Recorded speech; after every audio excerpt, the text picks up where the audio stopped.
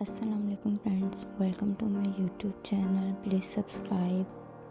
बिस्मिल्लाहिर्रहमानिर्रहीम। दिमाग के खुलियों को तबाह करने वाली 7 बदतरीन आदत। नंबर 1, नाश्ता ना करना। नंबर 2, रात को देर से सोना।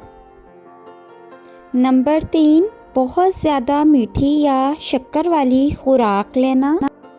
नंबर 4, सुबह देर तक सोते रहना। नंबर 5, खाना खाते हुए टीवी देखना या कंप्यूटर या मोबाइल फ़ोन इस्तेमाल करना।